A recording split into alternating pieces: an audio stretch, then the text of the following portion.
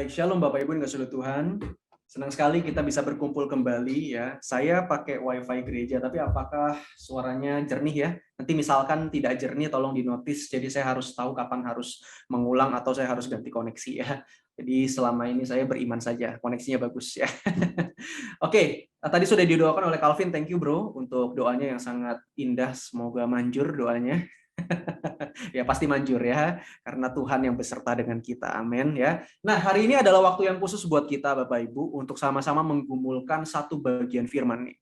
Hari ini kita akan bahas mengenai Yesus dan Yairus. Kalau Bapak Ibu masih tetap di dalam ingatan kita bahwa ini masih di dalam satu seri yang sama selama 2 bulan ini, yaitu adalah seri tentang Yesus dan kita, Jesus and us ya, Yesus dan kita. Jadi semua tokoh yang ada di dalam perjumpaan dengan Yesus itu mewakili kita, mewakili keberadaan kita, entah kegagalannya, entah pergumulannya, atau apapun yang mereka nikmati bersama Tuhan, mereka jumpai bersama Tuhan Yesus. Nah, hari ini saya rindu untuk membahas mengenai satu tokoh di dalam Alkitab, yaitu adalah Yairus. Yairus ini juga merupakan salah satu gambaran dari kita juga. Nah, gambaran Yairus ingin menunjukkan apa kepada kita? Hari ini kita akan coba sama-sama membahasnya. Dan Bapak Ibu kalau ingat beberapa minggu lalu saya sudah bahas teks ini sebenarnya di dalam salah satu khotbah saya dan dalam satu khotbah seri ini. Tapi waktu itu saya membahasnya hanya satu kisah ya, yaitu adalah perempuan yang sakit pendarahan. Ada yang masih ingat ya? Saya waktu itu bicara soal perempuan yang sakit pendarahan. Nah, perempuan sakit pendarahan ini ada di dalam satu teks yang sama dengan Yairus. Nah, nanti akan saya tunjukkan apa persamaan dan juga perbedaan antara dua kisah ini ketika ada di dalam satu teks yang sama. Ya, intinya ini pasti punya refleksi rohani untuk setiap kita. Saya ingin mengajak setiap kita dulu untuk membuka Alkitab kita masing-masing. Saya tidak cantumkan di sini, tapi saya ingin kita melihat di dalam Alkitab kita masing-masing ya. Yuk kita buka di dalam Lukas pasal 8 ayat 40 sampai 42 dulu. Lukas pasal 8 ayat 40 sampai 42. Oke. Yang sudah dapat kasih jempol Bapak Ibu biar saya bisa tahu berapa orang yang sudah dapat. Ya, cepat ya kalau ini mah. Nah, saya kasih jempol deh karena saya udah dapat nih ya. Lukas pasal 8 ya, Lukas pasal 8 ayatnya yang ke-40 sampai 42 dulu ya. Udah dapat ya. Di sini LAI memberikan perikop, Yesus membangkitkan anak Yairus dan juga menyembuhkan seorang perempuan yang sakit pendarahan. Nah, kita fokus 40 sampai 42 dulu. Ketika Yesus kembali, orang banyak menyambut dia sebab mereka semua menanti-nantikan dia. 41, maka datanglah seorang bernama Yairus. Nah, perhatikan ini dimulai narasinya. Ada seorang bernama Yairus. Ia adalah siapa? Kepala rumah ibadat. Sambil tersungkur di depan kaki Yesus, ia memohon kepadanya supaya Yesus datang ke rumahnya. Ada apa memangnya? 42. Karena anak perempuan yang satu-satunya, jadi anak tunggal, perempuan anak tunggal, umurnya kira-kira 12 tahun, dikatakan apa? Hampir mati. Wah, ini udah sekarat nih Bapak Ibu. Pasti sakit sih ya, pasti sakit. Jadi udah hampir mati. Dalam perjalanan ke situ, Yesus didesak-desak orang banyak. Jadi kisah ini mengisahkan bahwa Yairus ini datang ke Yesus ya, dan dia meminta sebuah permohonan kepada Yesus. Permohonan adalah agar Yesus itu singgah ke rumahnya untuk menumpangkan tangan di atas anaknya yang sakit itu. Yang Alkitab katakan sudah sekarat, sudah hampir mati gitu. Jadi benar-benar ini adalah hal yang sangat sangat urgent. Maka Yairus sampai akhirnya tersungkur di depan Yesus dan memohon kepada Yesus, Yesus tolong dong datang ke rumah aku, anakku yang satu-satunya, anak tunggal itu udah mau mati Tuhan, tolong aku. Ada Bapak Ibu yang punya anak tunggal di sini yang cuma satu ya? Mungkin bisa lebih membayangkan kisah Yairus ini ya, anaknya cuma satu, anak tunggal ya, udah 12 tahun tapi nggak punya saudara, nggak bisa siapa, satu-satunya itu hampir meninggal. Lalu kita akan lanjut lagi di dalam ayat 49 sampai 56. Tapi kalau Bapak Ibu lihat ayat 43 sampai 48, itu ada kisah yang lain yang sudah kita bahas tentunya di beberapa minggu lalu. Ya, di khotbah saya tentang Yesus bertemu dengan perempuan yang sakit pendarahan. Nah, jadi kira-kira ceritanya di tengah perjalanan Yesus bilang, ayo kita datang ke rumah kamu Yairus. Oke, ya pas di perjalanan tiba-tiba ketemu sama perempuan yang sakit pendarahan dan Yesus menyembuhkan dulu. Baru akhirnya masuk 49 sampai 56. Kita lihat ya, ayat 49 sampai 56. Ketika Yesus masih berbicara, ya tentunya berbicara dengan perempuan yang sakit pendarahan, datanglah seorang dari keluarga Yairus, kepala rumah ibadat itu, dan berkata, anakmu sudah mati, jangan lagi engkau menyusah-nyusahkan guru. Wow, Bapak Ibu lihat, kira-kira Yairus disamber geledek gak dengar kabar ini? Tadi dia datang ke Yesus, anaknya udah sekarat, tiba-tiba habis Yesus nyembuhin perempuan yang sakit pendarahan tadi, seseorang datang dari rumahnya, dia bilang apa? anakmu sudah mati Yairus, sudahlah, nggak perlu capek-capek suruh Yesus datang ke rumahmu. Tapi saudara lihat apa yang Yesus katakan kepada Yairus. Setibanya di rumah Yairus, Yesus tidak memperbolehkan, 50. Tetapi Yesus mendengarnya dan berkata kepada Yairus, jangan takut, percaya saja, anakmu akan selamat. Artinya Yesus mau bilang, anakmu akan bangkit, anakmu tidak mati kok. Dan Yesus menegaskan lagi, setibanya di rumah Yairus, Yesus tidak memperbolehkan seorang pun ikut masuk dengan dia. Kecuali siapa? Petrus, Yohanes, dan Yakobus. Dan ayah anak itu serta ibunya. Jadi cuma inner circle-nya Yesus ya. Petrus, Yohanes, Yakobus ya, 3L-nya dia. Wah ya, itu hafrutannya Yesus yang boleh ikut ke kamar itu. Lalu juga kedua orang tuanya, anak ini yang mati ya. 52, Yesus bilang apa? Semua orang menangis dan meratapi anak itu. Akan tetapi Yesus berkata, jangan menangis, ia tidak mati tetapi tidur. Saudara tahu kenapa banyak orang yang meratapi pada masa itu? Karena orang pada masa itu dibayar Bapak Ibu oleh keluarga. Dibayar untuk apa? Jadi di konsep rumah duka orang Yahudi zaman dulu, banyak orang itu yang dibayar untuk menangis Bapak Ibu. Wah, siapa yang mau kira-kira dibayar untuk nangis di rumah duka? Ya, biasanya kita kalau ke rumah duka ya, kita cuma lihat yang nangis ya Bapak Ibu.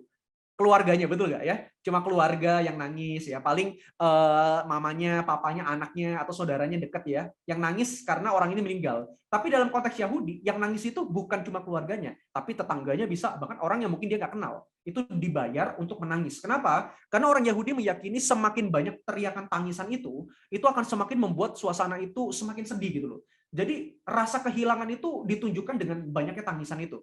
Nah, Bapak Ibu memahami ya, jadi sebenarnya yang menangis itu belum tentu keluarganya, tapi ada juga orang yang dibayar untuk hal itu. Dan di dalam Yahudi itu sah-sah aja, karena memang tradisi mereka seperti itu. Tapi Yesus bilang kepada mereka apa? Jangan nangis kamu semua. Ia itu nggak mati, tetapi tidur. Jadi Yesus bilang apa? Udah diam, jangan nangis. Tapi Yesus, Bapak Ibu lihat 53, Yesus diapain sama mereka? Mereka menertawakan dia, karena mereka tahu bahwa anak itu sudah mati. Jadi makanya lihat ya, kira-kira ya, orang kalau keluarganya meninggal, tiba-tiba ada Yesus datang ke rumah itu dan bilang apa? Jangan nangis. Ia itu tidak mati, cuma tertidur. Cuma ada dua kemungkinan Bapak Ibu yang bakal muncul. Yang pertama adalah keluarganya akan tetap nangis karena dia nggak percaya, bener nggak? Ya kan? Yesus ngomong begitu, respon yang pertama palingan keluarga itu akan tetap nangis karena dia merasa apa? Aduh nggak mungkin nih, nggak mungkin. Yesus bohong nih, nggak mungkin. Akan tetap nangis, malah semakin menjadi-jadi nangisnya. Atau yang kedua responnya adalah apa? Diemin Yesus aja. Cuma diemin Yesus aja. Atau juga ada respon ketiga, percaya sama Yesus. Datang langsung bilang, Yesus ayo, aku percaya, amin, amin, aku percaya, ayo Yesus bangunin dia.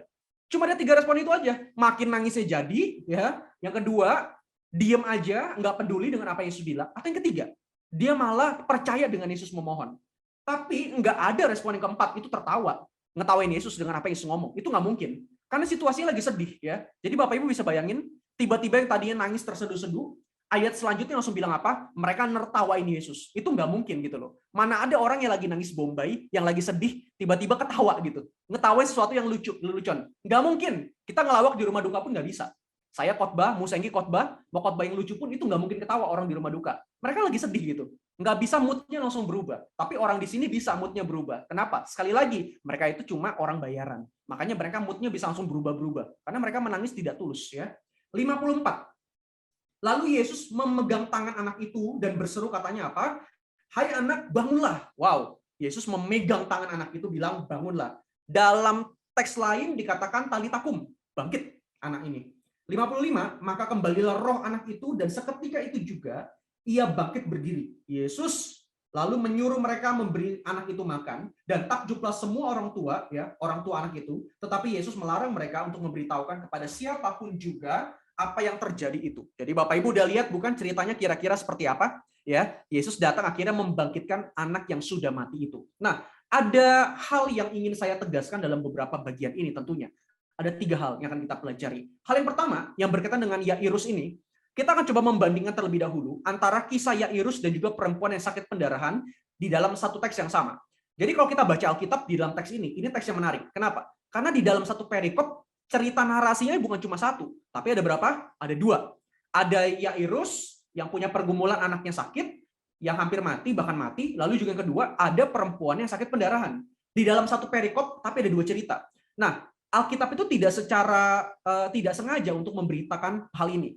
Saya yakin betul Alkitab punya maksud untuk memberitakan dua hal ini yang berbeda dalam satu perikop. Nah, apa artinya? Sebelum masuk ke dalam apa artinya, saya ingin menjelaskan kepada Bapak Ibu. Nih, lihat ya, ada perbedaannya.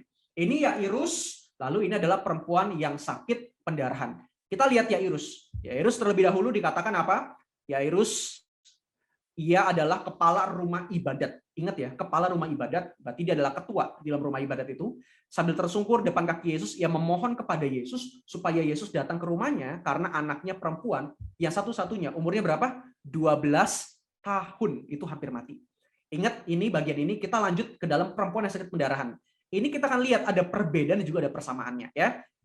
Perempuan yang sakit pendarahan adalah seorang yang perempuan yang sudah 12 tahun menderita pendarahan dan dia tidak berhasil disembuhkan oleh siapapun. Ia maju mendekati Yesus dari belakang dan menjamah jumbai jubahnya, dan seketika itu juga berhentilah pendarahannya. Ada persamaan, ada perbedaan yang punya makna dalam bagian ini.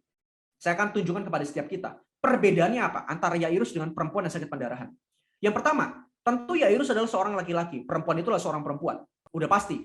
Dan Bapak Ibu harus ingat, di dalam tradisi Yahudi, laki-laki dan perempuan itu sangat-sangat berbeda kastanya. Perempuan sangat rendah, laki-laki itu kastanya tinggi. Itu udah jelas perbedaan pertama. Perbedaan kedua, Yairus itu adalah orang yang terpandang. Kenapa terpandang? Jelas pekerjaan dia apa tadi? Orang kepala rumah ibadat. Kepala rumah ibadat itu bukan hamba Tuhan, Bapak Ibu. Kepala rumah ibadat itu adalah ketua RT-nya. Oh, sorry. Bapak rumah tangga. Bukan ketua RT ya, bapak rumah tangga. Bapak rumah tangga di sinagog atau di tempat mereka belajar itu loh. Di tempat mereka belajar, sinagog itu. Jadi kalau kita mau aplikasikan ke zaman sekarang, Yairus itu mirip Pak Heri lah. Tahu Pak Heri ya? Pak Heri jabatannya apa di GKBJ? Ayo, ada bisa tebak? Pak Heri jabatannya apa sama Suajit? Itu Departemen Sarana Prasarana, betul ya? Ngurusinnya apa? Rumah tangga di GKBJ. AC rusak, cari Pak Heri. Mobil rusak, cari Pak Heri. Ya. Masalah supir, cari Pak Heri. Masalah karyawan, cari Pak Heri. Masalah koster, cari Pak Heri. Pohon rambutan mau ditebang, cari Pak Heri juga. Pagar rusak, cari Pak Heri. Semua cari Pak Heri. Karena di bapak rumah tangganya di sini sama Suajit ya, berdua. Nah, mereka tuh Yairus tuh pada masa itu. Yairus juga kerjanya kayak gitu. Dia nggak khotbah, tapi dia tuh jadi orang yang ngurusin teknis-teknis di sinagog itu. Dan tentu orang terpandang. Saya tanya, Suajit sama Suheri aja dipilih untuk jadi ketua dan juga wakil departemen sarana prasarana. Itu perlu ikut pemuritan yang banyak. Betul nggak Suajit? Pemuritannya ada satu nggak Suajit? Lebih ya? Suajit ketawa tuh ya. Pemuritannya banyak Bapak Ibu. Jadi tentu bukan ini ya, bukan orang sembarang, orang terpandang, orang yang terkenal ya cukup baiklah di kalangan sinagog dan juga di kalangan sosial pada masa itu gitu loh. Terpandang. Yairus terpandang. Tapi kalau kita bandingkan dengan perempuan itu kebalik. Dia nggak terpandang. Kenapa? Udah tahu dia perempuan, dia sakit pendarahan lagi. Ingat ya, sakit pendarahan tuh najis. Saya udah khotbahin beberapa minggu lalu. Ingat ya, ketika Yesus dipegang jubahnya aja, harusnya itu najis gitu loh. Dan mereka dijauhi. Jadi kontras banget ya. Yairus terpandang, perempuan yang sakit pendarahan itu nggak terpandang. Beda banget. Lalu perbedaan berikutnya adalah Yairus itu cukup berada. Tentulah dia cukup berada karena ya dia pastilah ya dari pekerjaannya yang mengurus sinagog itu dia pasti punya cukup uang lah untuk menghidupi kehidupannya lah. Orang yang cukup berada. Tapi sedangkan dengan perempuan sakit pendarahan udah dipastikan dia bukan orang kaya. Dia orang miskin. Kenapa dia orang miskin? Saya balik lagi nih. Lihat coba. Orang ini sudah berapa lama dia sakit, perempuan ini? 12 tahun menderita pendarahan dan yang tidak berhasil disembuhkan oleh siapapun. Bahkan di teks lain dikatakan uangnya itu udah habis karena gara berobat. Ingat ya, zaman dulu belum ada BPJS loh, nggak ada asuransi. Kalau ada BPJS, ada asuransi, ya nggak mungkin lah dia jadi miskin gitu intinya ya. Dia bakal tetap apa ya? Bakal tetap kaya lah ya. Jadi dia cuma berobat aja. Tapi Alkitab mengatakan tidak berhasil disembuhkan oleh siapapun. Jadi orang perempuan ini udah berobat kemanapun nggak sembuh. Sampai uangnya habis. 12 tahun berobat coba. Punya uang sebanyak apa, pasti habis. Kesehatan itu mahal. Setuju nggak? Mahal banget ya. Check up aja udah 700.000 lebih, hampir 1 juta gitu. Cuma check up biasa. Wah, apalagi di berobat yang kayak gini penyakitnya. Pasti habis. Jadi kelihatan perbedaannya. Satu cukup berada, satu miskin. Persamaannya apa? Ya, Yairus itu bersujud di kaki Yesus. Udah jelas banget kita lihat. Lalu kalau si perempuan yang sakit pendarahan, dia tersungkur di kaki Yesus. Ingat nggak? Ketika Yesus langsung interogasi, siapa nih yang jamah jubah aku? Lalu perempuan itu langsung takut kan? Langsung takut dan langsung datang sujud di kaki Yesus tersungkur. Aku Yesus, aku yang jamah jubahmu. Sama-sama tersungkur, bersujud. Satu orang yang bersujud, itu orang yang terpandang. Satu orang yang bersujud adalah orang yang terpandang. Persamaan yang berikutnya yang terakhir, Yairus anaknya itu 12 tahun, sakit dan hampir mati. Sedangkan perempuan yang sakit pendarahan, itu sakitnya pendarahannya juga 12 tahun. Jadi sebenarnya Alkitab dalam 12 dan 12 ini ingin menunjukkan apa sih? Sakitnya perempuan yang sakit pendarahan itu persis dibayangkan dengan anak Yairus yang dari orok udah bertumbuh 12 tahun. Anaknya Kocikin Jojo umurnya berapa ya, Jo? Ya, kok ya? Berapa ya, kok anak umurnya? 13. Aha, mirip-mirip Jojo lah umurnya lah. Jadi bisa bayangin ya, perempuan yang sakit pendarahan ini, sakitnya itu dari lahirnya Jojo sampai Jojo segede gini. Jadi tuh Alkitab ingin nunjukin, selama itu loh sakitnya, selama itu loh menderitanya. Wow ya, lihat ya. Tapi dari persamaan dan perbedaan ini, saya ingin menekankan apa sih buat kita semua? Lihat ya. Teriakan banyak orang yang menyiratkan bahwa apa? Bahwa semua orang sangat membutuhkan Yesus. Amin Bapak Ibu. Semua orang sangat membutuhkan Yesus. Kenapa? Enggak itu laki-laki, enggak itu perempuan. Mereka butuh Yesus.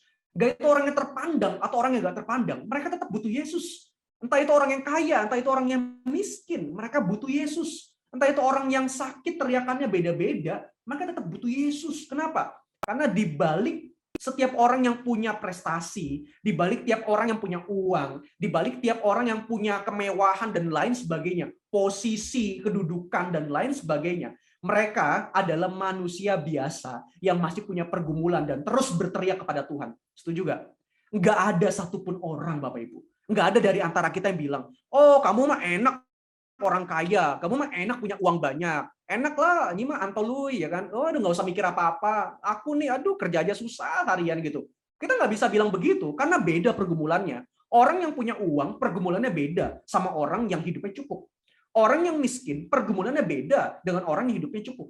Orang yang miskin pergumulannya beda dengan orang yang punya uang. Jadi kita nggak bisa membandingkan, kamu punya uang, nggak fair. Karena orang yang punya uang pun pada dasarnya dia akan berteriak kepada Tuhan juga di dalam pergumulannya. Semua. Nggak bisa kita bilang, wih kamu posisinya udah bagus, aku masih karyawan, aku aja masih kerjanya masih susah. Nggak bisa. Kita nggak fair untuk membandingkan hal itu. Kenapa? Karena di dalam Alkitab sudah membuktikan tiap orang punya teriakan yang sama dalam pergumulannya. Dan mereka semua berhak untuk berteriak sama Tuhan. Dan kita nggak berhak sama sekali mengatakan apa, dia punya uang, dia punya posisi, pasti dia nggak berteriak. Nggak mungkin. Saya percaya. Tiap orang dalam posisi apapun, dalam kekayaan apapun, dalam standar apapun, dia semua punya teriakan yang sama kepada Tuhan. Apalagi kita di dalam iman Kristen, betul nggak? Jadi hal ini sebenarnya menegaskan kepada kita, baik siapapun kita di hadapan Tuhan, kita pasti akan tetap berteriak kepada Tuhan. Dan satu hal yang ingin saya pastikan Bapak Ibu, sekalipun kita berteriak kepada Tuhan dalam pergumulan kita masing-masing, entah itu dalam keuangan, dalam kesehatan, dalam keluarga, dalam anak, dan lain sebagainya, ingatlah bahwa Tuhan itu tidak pernah meninggalkan kita sedetik pun. Dia tetap stay, dia tetap ada di dalam teriakan kita. Sekuat apapun kita berteriak, Tuhan gak lari. Sekalipun kita kecil berteriaknya, Tuhan juga tetap dekat sama kita. Ketika kita menyadari bahwa kita adalah manusia lemah, manusia yang butuh Tuhan, Tuhan selalu ada di sana. Even ketika kita meninggalkan Tuhan pun, kita terlalu berfokus sama harta, terlalu fokus sama keluarga, terlalu fokus sama pekerjaan, terlalu fokus dengan karir kita dan lain sebagainya. Tuhan tetap menunggu dan ada di sana. Orang Kristen, orang yang sudah dimenangkan di dalam Kristus, oleh Injilnya, oleh anugerahnya, tidak pernah sekali-kali ditinggalkan oleh Tuhan. Sekalipun manusia itu pernah meninggalkan Tuhan. Bapak Ibu ingat kata-kata ini. Tuhan itu sejatinya selalu setia kepada kita. Kita yang nggak pernah setia sama dia. Dan ketika Bapak Ibu berteriak pun, percayalah, Tuhan tetap ada di dalam teriakan kita. Amin. Setiap kita itu punya Tuhan yang pas. Setiap kita punya Tuhan jadi center yang kuat. Center hidup kita itu bukan uang. Center hidup kita itu bukan pekerjaan. Center hidup kita itu bukan posisi kita. Center hidup kita bukan keluarga kita. Tapi hari ini kita ingin menegaskan bahwa center hidup kita, pusat dari hidup kita, itu adalah Kristus di dalam kematiannya untuk setiap kita. Karena hanya dialah yang bisa menjadi jawaban di dalam semua pergumulan dan teriakan kita. Bukan orang lain. Betul ya? Orang lain bisa tinggalkan kita. Orang lain ketika mau bantu pun dia terbatas. Tapi Tuhan tidak pernah terbatas dan tidak bisa dibatasi oleh apapun. Wow, Bapak Ibu. Lihat ya, persamaan dan perbedaan ini hendak menunjukkan bagian pertama ini.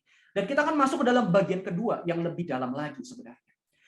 Saya tertarik dengan apa yang terjadi antara kegelisahan dan juga pengharapan Yairus. Ketika Yairus ini sudah ketemu dengan Yesus ya, dan Yesus bilang apa Bapak Ibu? Oke, kita ke rumahmu Yairus. Ada hal yang menarik yang ingin saya sharing kepada setiap kita. Saya berharap dalam bagian kedua ini kita membayangkan ya, banyak membayangkan kalau Bapak Ibu jadi Yairus, Bapak Ibu bisa berpikir seperti apa. Lihat ya. Lukas 8:45 dikatakan apa? Ketika Yesus bilang, oke kita jalan ke rumahmu Yairus, tiba-tiba di perjalanan ya ada orang datang Bapak Ibu. Siapa tuh? Ayat 45. Kata Yesus apa? Siapa yang menjamah jubah aku? Dan karena tidak ada yang mengakuinya, berkatalah Petrus, Guru, banyak orang loh yang mengerumuni dan mendesak engkau. Dan Bapak Ibu tahu, akhirnya Yesus menginterogasi, kan ketemu kan? Satu orang ngaku kan, aku Yesus, perempuan yang sakit pendarahan itu, yang menjamah jubahmu. Lalu dia juga mengemukakan kenapa dia menjamah jubah itu, dan akhirnya Yesus menyembuhkan dia. Tapi Bapak Ibu tahu gak sih, dalam cerita ini, tiba-tiba nyempil perempuan yang sakit pendarahan. Bapak Ibu kalau jadi Yairus, Bapak Ibu berpikir apa sama Yesus ya? Bisa bayangin nggak? Saya mau tanya, lebih urgent mana? Lebih urgent pergumulan Yairus, apa lebih urgent pergumulannya si perempuan yang sakit pendarahan? Saya tanya. Kalau di dalam kacamata kita lebih urgent yang mana? Lebih apa ya? Urgent itu apa sih? Lebih yang penting yang mana gitu loh? Lebih yang butuh yang mana? Yang ditolong sebenarnya. Yang paling pertama yang mana yang butuh ditolong? Saya yakin Bapak Ibu jawabnya Yairus, udah pasti. Kenapa? Karena Yairus ini mintanya, ini udah berkaitan dengan hidup dan mati, betul nggak? Tapi kalau perempuan yang sakit pendarahan, itu cuma sakit. Dan sebenarnya dalam hal ini kita bisa membayangkan, saya coba membayangkan Yesus sebenarnya bisa aja loh, ya kan? Ketika dijamah jubahnya, ya sudah, jalan aja tetap gitu. Tanpa harus berhenti, lalu ngobrol sama perempuan sakit pendarahan, dan akhirnya melakukan penyembuhan gitu loh. Karena memang penyembuhan itu terjadi ketika perempuan itu nyentuh jubah itu kan. Yesus nggak bilang, sembuh engkau. Enggak. Ketika itu juga sembuh, dikatakan. Ketika perempuan itu nyentuh jubah. Cuma saya pikir ya, kenapa Yesus berhenti gitu? Berhenti untuk notis perempuan yang sakit pendarahan ini. Kenapa Yesus enggak lebih memprioritaskan Yairus yang anaknya hampir mati gitu loh. Dan saya mau kasih tahu, Yairus kemana waktu itu? Apakah Yairus habis ngomong sama Yesus, mohon, lalu dia lari pulang ke rumah? Enggak, saya bilang. Yairus ada di sana. Yairus tetap ada sama Yesus, menunggu Yesus kapan Yesus datang ke rumah aku. Bapak Ibu Saudara, coba bayangin deh. Kalau kita jadi Yairus, kita itu udah kayak ngande-ngande banyak hal. Saya kalau jadi Yairus juga saya pikir gini ya. Ya elah, ini perempuan ya. Kok yang nggak mau antri gitu loh. Saya ini antri nomor 1. Woi, aku nih antri nomor 1. Ngantri dulu kalau mau disembuhin sama Yesus gitu loh. Tiba-tiba perempuan nyelak antrian. Set. Ya kan? Padahal yang urgent yang ini gitu loh. Tiba-tiba nyelak antrian, dia ini pengen ditolong duluan gitu loh. Kita kalau jadi Yairus bakal lebih mikir ke arah sana. Kita bakal, aduh ampun gimana nih, Yesus tolong dong, anak saya udah mau mati loh. Masa berhenti hanya untuk perempuan ini, nanti bisa gitu. Bayangin apa yang digumulkan oleh Yairus, dan Bapak Ibu tahu, di tengah kegelisahan hatinya sebenarnya, ayo dong, cepet. Ada satu kabar yang bikin Yairus akhirnya disambar geledek sebenarnya. Sepertinya disambar geledek dengan kabar ini. 49 dikatakan apa? Ketika Yesus masih berbicara sama perempuan yang sakit pendarahan, datanglah seseorang dari keluarga kepala rumah ibadat itu dan berkata apa? Anakmu sudah mati. Jangan lagi engkau menyusahkan guru. Bapak Ibu lihat, Yairus sabar. Yairus itu sabar nunggu Yesus untuk datang ke rumahnya. Tapi tiba-tiba ketika Yesus lagi menyembuhkan perempuan yang sakit pendarahan itu, lagi ngobrol sama perempuan itu, ada satu kabar datang ke Yairus bilang apa? Udahlah Yairus, nggak usah capek-capek ngundang Yesus. Udahlah nggak apa-apa, udahlah sabar aja kamu ya. Toh anakmu sudah mati kok. Udah nggak usah capek-capekin guru, nggak apa-apa. Saudara coba pikir jadi Yairus hatinya gimana? Saya kalau jadi Yairus sedihnya bukan main udah pasti. Saya mengharapkan Yesus menolong saya duluan. Tapi kenapa Yesus kok nolong orang yang itu? Padahal saya yang minta duluan. Padahal saya yang udah punya kebutuhan yang lebih urgent kelihatannya. Padahal saya yang lebih butuh kayaknya daripada orang itu. Tapi kenapa Yesus berhenti dan akhirnya anak saya mati loh? Yesus tuh gimana? Apakah Yesus nggak peduli sama anak saya? Waduh, saya kalau jadi Yairus bisa marah juga mungkin konteks itu. Dan saya berpikir dari hal ini Bapak Ibu ya, sebenarnya kelihatannya ini adalah hal yang sering juga kita lakukan kepada Tuhan, bukan? Ketika kita berpikir bahwa pergumulan kita itu rasanya lebih berat dari pergumulan orang lain. Kita itu rasanya pengen nyetir Tuhan untuk menolong kita terlebih dahulu. Akhirnya kita jadi pribadi yang di dalam doa kita, Tuhan, tolong Tuhan. Tapi seakan-akan teriakan kita kepada Tuhan, itu teriakan yang egois, yang kita pengennya apa? Tuhan, tolong aku dulu. Kita seakan-akan apa? Mengasihani diri kita bahwa apa? Pergumulan aku jauh lebih berat dari pergumulan orang itu, Tuhan. Dan ketika Tuhan tidak melakukan apapun buat kita saat itu, kita jadi kecewa. Dan ketika Tuhan tidak berbuat kepada kita apapun pada waktu itu, kita jadi meragukan Tuhan. Kita jadi bisa apa? Mempertanyakan kepada Tuhan. Tuhan tuh di mana? Tuhan tuh tolong aku gak sih? Padahal Tuhan itu sebenarnya gak kemana-mana kan? Jawaban doa Tuhan kan sederhana sebenarnya. Ada Tuhan bilang tunggu gitu. Kalau Tuhan bilang tunggu ya sudah sabar. Tuhan punya rencana dalam bagian itu. Ketika Tuhan bilang apa? Enggak. Apa yang kamu minta enggak sesuai dengan kehendakku. Itu juga rencana Tuhan buat kita. Ketika Tuhan bilang apa? Oke, aku jawab langsung. Even ketika Tuhan jawab langsung pun, itu Tuhan punya rencana. Dan Bapak Ibu jangan membandingkan pergumulanmu dengan pergumulan orang lain. Stop untuk hal itu. Saya bilang. Stop untuk membandingkan pergumulanmu dengan pergumulan orang lain. Stop untuk membandingkan jawaban Tuhan kepada kita dengan kepada orang lain. Seringkali kan kita mikir kan sama Tuhan kan. Kita membandingkan kan. Tuhan, kok dia dijawab cepet banget sih? Aku ini udah doa lama loh Tuhan. Tapi Tuhan nggak jawab-jawab loh. Aku ini udah doa puasa loh Tuhan. Tapi Tuhan kok nggak jawab-jawab loh. Orang itu nggak terlalu gimana, tapi Tuhan kok jawab.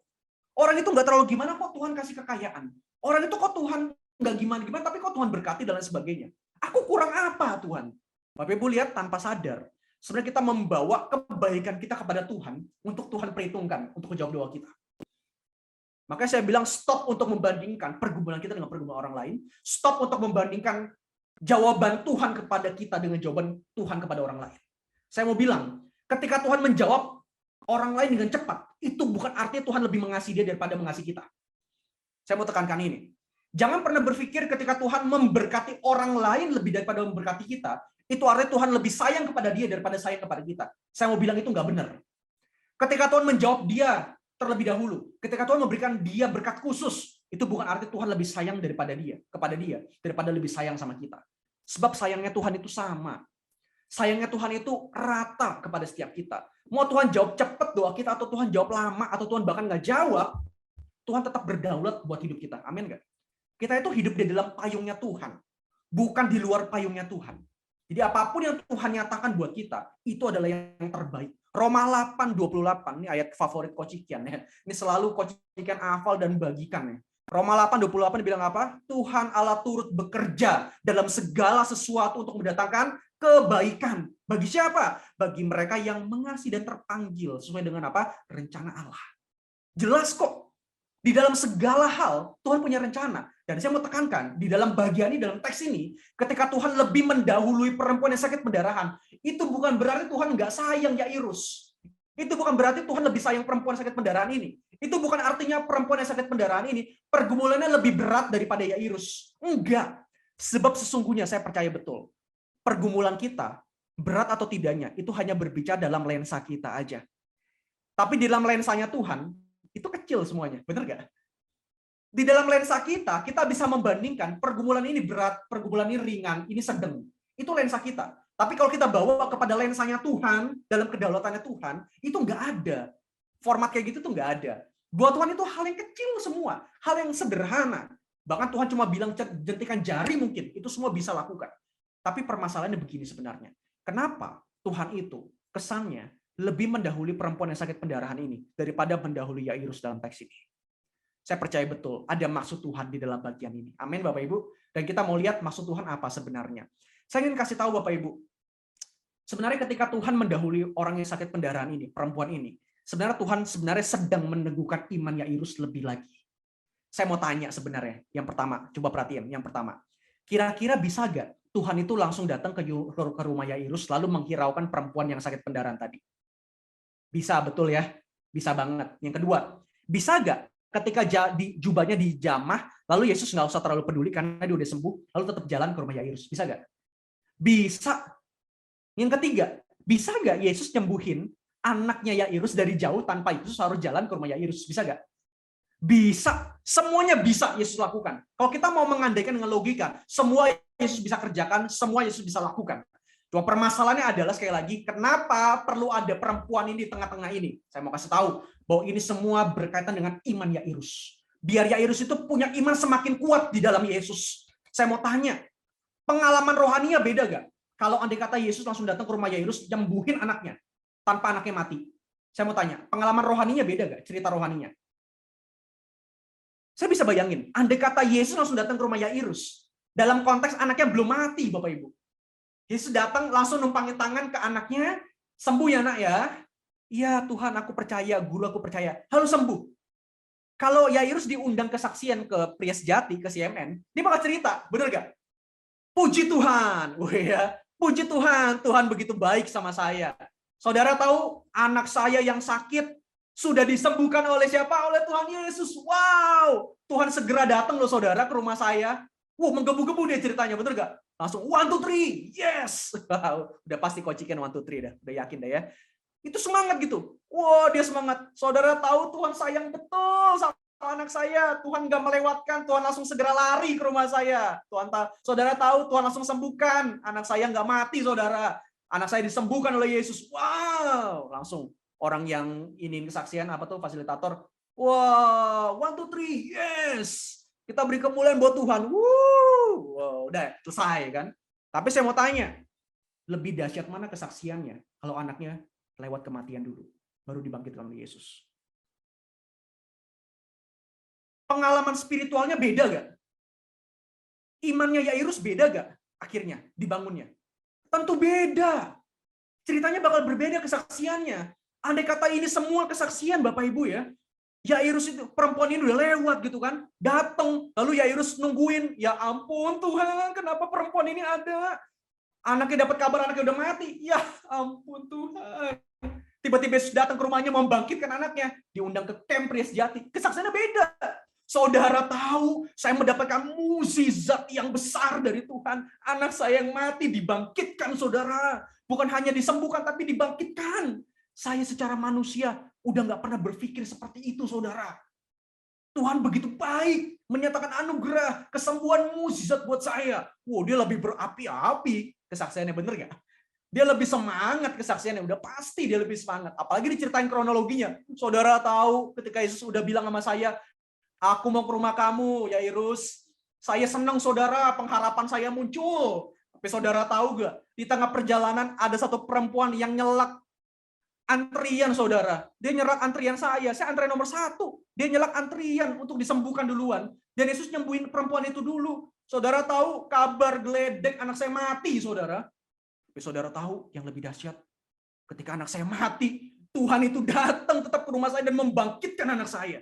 Di tengah kegelisahan iman saya, saudara, iman saya udah kayak rasa hilang pengharapan ketika anak saya mati. Tapi Tuhan ada di sana dan Tuhan memberikan pengharapan kepada saya.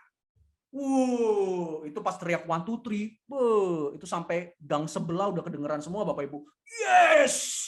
Kencang banget. Saya mau bilang, beda gak pengalaman rohaninya? Beda banget. Tapi saya mau tanya, lebih mudah mana proses yang dilalui? Yang pertama atau yang kedua?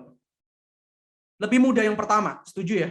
Udah pasti. Yang pertama kelar, tapi gitu aja pengalaman rohaninya. Tapi kalau pengalaman rohani yang kedua dilewati sekalipun berat, lihat, kita akan punya kesaksian yang dahsyat. Amin. Kita akan punya kesaksian yang powerful. Kita akan lebih bisa mengagungkan Tuhan lebih dahsyat lagi. Dan bukan hanya kesaksian kita memberkati orang, tapi lebih dalam lagi, itu semua bicara soal iman kita yang udah dibangun oleh Tuhan terlebih dahulu. Amin nggak? Dan ketika kita mengalami pergumulan yang lain, yang mungkin dalam kacamata kita lebih berat, kita punya pengharapan sama Tuhan. Kenapa? Karena Tuhan udah menolong saya dalam hal ini. Dan saya pasti akan ditolong kembali. Dan saya percaya Tuhan gak pernah tinggalkan saya. Sekalipun saya harus melalui hal yang sulit dulu. Wow, ini Roma 8:28. Tuhan Allah turut bekerja dalam segala sesuatu untuk mendatangkan kebaikan. Kebaikannya bukan di depan, tapi di endingnya. Baru kita bisa merangkai puzzle yang kita belum bisa rangkai itu. Dan kita bisa menyaksikan Tuhan baik dalam hal ini buat saya. Sekalipun saya harus kehilangan, sekalipun saya harus disakiti, sekalipun saya harus ditinggalkan, Tuhan tetap baik buat saya. Wow, saudara, saya mau bilang ini adalah sebuah berkat khusus buat Yairus sebenarnya, bukan buat perempuan ini. Tapi Yairus itu punya dapat berkat khusus yang dia bawa kepada Tuhan. Dan hari ini saya mau bilang begini dalam poin kedua. Perjumpaan dengan Yesus adalah keindahan yang diwarnai dengan kegelisahan. Amin. Jadi keindahan itu nggak cuma bicara soal apa, hal yang enak-enak aja, dijawab doanya cepat, diberkatinya langsung, semuanya mulus kayak jalan tol. Enggak. Ketika kita lewat lika-liku yang berat, itu adalah keindahan perjumpaan dengan Tuhan. Berapa banyak Bapak Ibu Saudara yang percaya, boleh lambaikan tangan, saya bisa lihat nih di kamera. Wow, Bapak Ibu ingin mengalami Tuhan secara pribadi, personal buat hidup kita, amin. Sekalipun Bapak Ibu mengalami lembah kekelaman, tapi Bapak Ibu bersama gembala yang baik, siapa yang pengen tetap berjalan bersama gembala yang baik itu? Yes, ya, puji Tuhan ya. Ini bagian kedua. Perjumpaan dengan Yairus punya makna iman kita ketika kita dalam kegelisahan, itulah sebuah keindahan. Jadi sebenarnya masalah itu anugerah apa bukan? Saya mau tanya. Banyak orang yang mengira masalah itu kutukan dari Tuhan, benar nggak? Waduh, Tuhan kasih saya masalah, saya dosa apa nih? Nggak selalu, saya mau bilang. Masalah itu bisa terjadi, pergumulan itu bisa terjadi. Itu bisa jadi anugerah buat kita, betul nggak? Itu adalah hal yang Tuhan berikan buat kita untuk membentuk iman kita lebih dalam lagi. Wow ya, ini bagian kedua. Dan saya akan tutup di dalam bagian yang terakhir. Bagian ketiga, apa yang bisa kita lihat dari teks ini? Yang terakhir adalah masalah memegang tangan. Wah, ini apa nih? Coba tahu maksudnya. Saya akan coba jelaskan kepada setiap kita mengenai masalah memegang tangan. Saya senang banget dengan dua kata ini ya di dalam Alkitab. Ini sih nggak terlalu dinotis sama orang, tapi saya notice banget ya karena buat saya ini terlalu indah. Jadi pas saya coba renungin bagian ini, kenapa saya itu selalu kepada bagian ini. Yesus menumpangkan tangan. Yesus memegang anak yang sudah mati ini. Yesus menumpangkan tangannya kepada anak yang sudah mati ini. Dan akhirnya pas saya menggumulkan, saya malah menemukan ini ada kaitannya dengan gospel connection. Ini ada kaitannya dengan Injil sebenarnya. Apa yang bisa kita lihat dari Tuhan Yesus yang mati untuk setiap kita? Tujuan Yesus datang ke dalam dunia, di dalam peristiwa, Yesus menumpangkan tangan di atas anak yang sudah mati ini. Kita coba lihat pelan-pelan Bapak Ibu. Ini hal yang menarik. Kita tahu bahwa di dalam tradisi Yahudi, Bilangan 19 ayat 13, itu jelas sekali mengatakan bahwa setiap orang yang kena pada mayat, yaitu tubuh manusia yang telah mati dan tidak menghapus dosa dari dirinya, ia menajiskan kemah suci Tuhan. Jadi jelas banget sebenarnya di dalam perjanjian lama atau di dalam konteks tradisi Yahudi, orang-orang Yahudi itu kalau megang mayat, dia jadi najis Bapak Ibu. Jadi paham ya?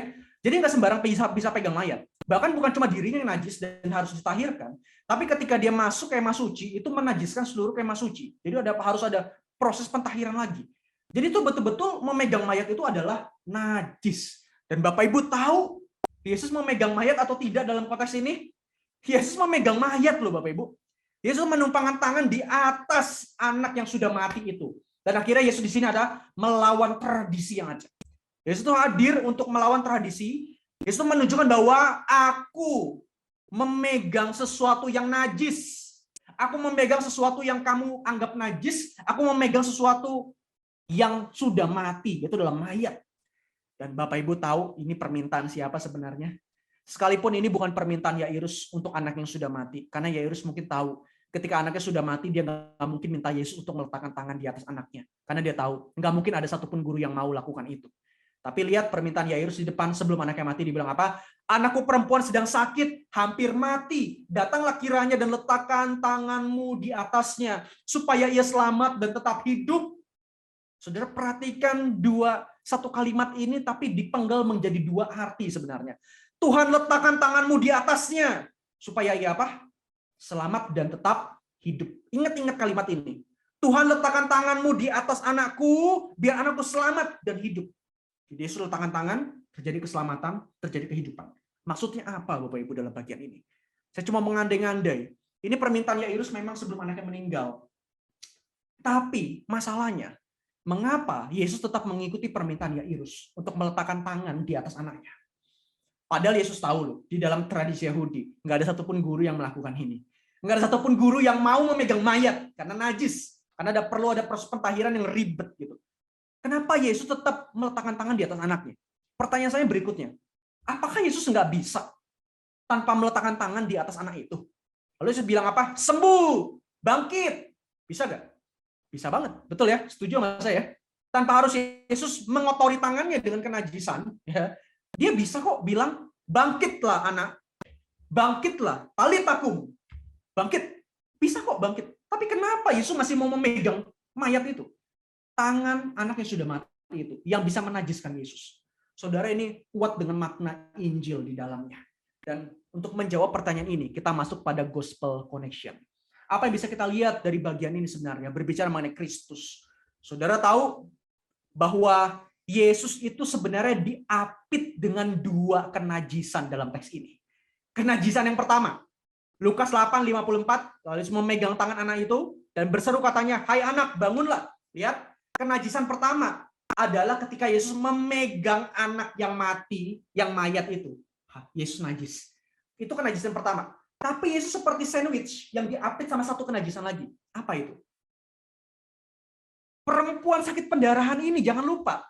Ia maju mendekati Yesus dari belakang dan menjamah jubah Yesus. Dan seketika itu juga berhentilah pendarahannya. Saudara lihat, Yesus diapit dengan dua kenajisan, bukan? Yesus ada di tengah. Kenajisan pertama dari anak Yairus yang Yesus sengaja pegang. Kenajisan kedua, Yesus dipegang oleh perempuan yang sakit pendarahan. Dan ingat, dalam tradisi Yahudi, orang yang dipegang oleh perempuan yang sakit pendarahan, dia akan najis dan harus ada proses pentahiran buat hal itu.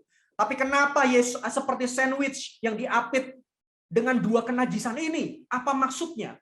Yesus bukan hanya merelakan dirinya dijamah oleh orang yang najis, namun ia secara sengaja menjamah orang yang najis itu. Saya mau bilang, dalam bagian ini sebenarnya kita bisa melihat bahwa ketika Yesus emang diapit dengan dua kenajisan, bukan hanya dia merelakan dirinya untuk dijamah oleh yang najis, tapi dia dengan secara sengaja menjamah yang najis itu. Lihat Bapak Ibu, ngerti maksud saya? Yesus merelakan dirinya dijamah oleh perempuan yang najis, itu mewakili apa? Yesus juga rela dirinya dijamah dengan kenajisan. Ketika Yesus menjamah anak Yairus yang perempuan 12 tahun mati itu, Yesus juga dengan sengaja menjamah kenajisan. Saudara tahu apa artinya ini? Ketika Yesus diapit dengan dua kenajisan, dia merelakan dirinya dan juga dia sengaja untuk memegang yang najis itu. Permintaan Yairus sebenarnya di awal tadi itu menyiratkan tujuan dari kedatangan Yesus ke dalam dunia. Saya mau bilang kepada Bapak Ibu Saudara, permintaan Yairus di depan, Yesus bilang apa? Yesus datang, tumpang tanganmu di atas anakku, pegang anakku, maka anakku akan sembuh dan selamat. Saudara tahu maksud Yairus apa? Sebenarnya maksud Yairus sederhana pada masa itu. Yairus cuma pengen apa? Anaknya sembuh secara fisik. Tapi sebenarnya permintaan Yairus itu punya makna rohani yang tersirat, yang orang lain nggak bisa lihat. Dan hari ini saya mau katakan kepada setiap kita, permintaan Yairus itu menunjukkan tujuan dari kedatangan Yesus dalam dunia.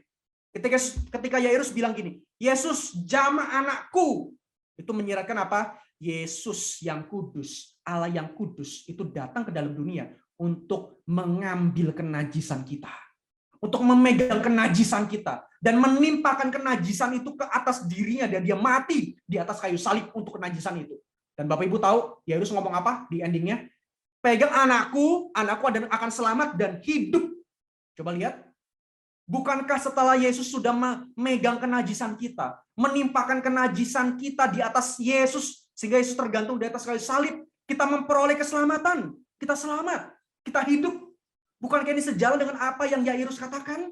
Sekalipun Yairus tidak sengaja untuk ngomong konsep Injil dalam bagian ini, tapi sebenarnya Yesus agree buat hal itu dan itu menjadi alasan kenapa Yesus tetap mau menjamah anak yang najis ini di dalam konteks Yahudi. Dan ini adalah tujuan Yesus datang ke dalam dunia, bukan? Yesaya 53:3-5 dibilang begini, ia dihina dan dihindari orang, seorang yang penuh kesengsaraan dan yang biasa menderita kesakitan. Ia sangat dihina sehingga orang menutup mukanya terhadap dia dan bagi dia pun tidak masuk hitungan. Tetapi sesungguhnya penyakit kitalah yang ditanggungnya dan kesengsaraan kitalah yang dipikulnya. Padahal kita mengira dia kena tulah. Dan ditutup dengan apa? Tetapi ia tertikam oleh pemberontakan kita dan dia diremukkan oleh karena kejahatan kita. Ganjaran yang mendatangkan keselamatan bagi kita ditimpakan kepadanya dan oleh bilur-bilurnya kita menjadi apa? Sembuh. Saudara lihat, Yesaya sudah menubuatkan Yesus akan menjadi pribadi yang memang dinajiskan oleh orang. Dia ditimpakan oleh kenajisan kita, manusia berdosa, dan dia memikul itu semua di atas kayu salib. Dan sehingga apa? Sejalan dengan apa yang dikatakan Yairus. Ketika engkau memegang anakku akan selamat, anakku akan hidup. Dan melalui apa yang Yesus lakukan buat kita, saudara, oleh apa yang Yesus kerjakan buat kita di kayu salib. Itu mendatangkan keselamatan. Itu mendatangkan apa? Itu mendatangkan kehidupan yang kekal buat kita. Jadi sebenarnya message dari teks ini bukan berbicara mengenai mukjizat secara fisik. Kalau kita hanya mengira ini mukjizat secara fisik, kita salah besar. Karena mukjizat secara fisik ini hanyalah hal yang kecil di mata Tuhan. Tapi Tuhan ingin menunjukkan ada mukjizat terbesar yang sedang aku nyatakan buat Yairus dalam teks ini. Ada mukjizat yang terbesar yang sedang aku ingin katakan kepada orang yang hari ini melihat teks ini. Bahwa permintaan Yairus itu menyeratkan makna Injil yang kuat. Dan itulah Yesus akhirnya melakukan apa yang Yairus katakan. Karena memang tujuan Yesus datang ke dalam dunia untuk hal itu. Bapak Ibu Saudara, saya mau bilang begini, karena kenajisan kita telah ditimpakan kepada Yesus. Kita tidak lagi najis. Kita menjadi apa? Sembuh. Amin, Saudara. Siapa yang sudah disembuhkan oleh Yesus, boleh angkat tangannya, Saudara. Saya mau lihat, siapa yang percaya engkau sudah disembuhkan. Engkau bukan disembuhkan secara fisik, tapi Yesus lebih daripada itu. Dia menyembuhkanmu dari penyakit yang tidak ada obatnya. Itu adalah kutuk dosa yang akan mematikan kita. Lebih mati dari kanker. Tapi Yesus sudah menanggung itu semua. Dan Yesus katakan apa? Ketika aku menyelamatkan engkau, ketika aku mati buat engkau, engkau tidak lagi najis anakku, tapi engkau sudah sembuh. Dan ini menegaskan apa yang Yesus pernah katakan juga dalam Yohanes pasal 11 ayat 25. Kita baca sama-sama, Saudara. Ini ayat penutup buat setiap kita. 1, 2, 3. Akulah kebangkitan dan hidup. Barang siapa percaya kepadaku, ia akan hidup walaupun ia sudah mati. Sekali lagi Yairus katakan apa? Jamah anakku yang najis. Anakku akan selamat dan anakku akan hidup. Ini menegaskan, Yesus juga bilang apa? Aku memang adalah kebangkitan dan hidup. Orang yang percaya kepadaku, ia tidak akan mati, walaupun dia akan tetap hidup walaupun dia sudah mati. Percayakah Saudara bahwa Yesus akan terus menghidupkan kita bahkan ketika kita sudah mati secara fisik? Percaya Saudara? Amin. Amin. Wow, kita berikan kemuliaan terbaik buat Tuhan kita, Saudara. Wow ya, praise God. Mari kita berdoa. Ya Tuhan, kami bersyukur untuk Injil yang sudah kami dengar hari ini. Kami bersyukur Tuhan dari narasi yang sederhana ini. Kami bisa belajar mengenai Injil yang sangat kuat di dalam bagian ini. Ada message Tuhan untuk setiap kami, ada message Tuhan yang indah untuk setiap kami secara personal, agar kami semakin diteguhkan, agar kami semakin melihat bahwa kami punya Allah yang begitu berdaulat buat hidup kami, yang gak pernah tinggalkan kami sedetik pun, yang akan selalu bersama-sama dengan kami. Terima kasih ya Tuhan, kami menyerahkan untuk setiap jemaat-Mu di tempat ini, biarlah mereka tetap dalam perlindungan Tuhan, dan Tuhan tetap kuatkan iman mereka. Ajar mereka Tuhan untuk melihat bahwa ketika mereka menghadapi pergumulan, itu bukan karena Tuhan gak sayang sama mereka, tapi Tuhan bahkan lebih sayang dari mereka, dan Tuhan ingin mereka punya pengalaman rohani yang lebih kuat bersama Engkau melalui segala pergumulan hidup mereka. Terima kasih ya Tuhan, di dalam nama Kristus Yesus Allah kami yang hidup. Kami berdoa, kami bersyukur. Amin.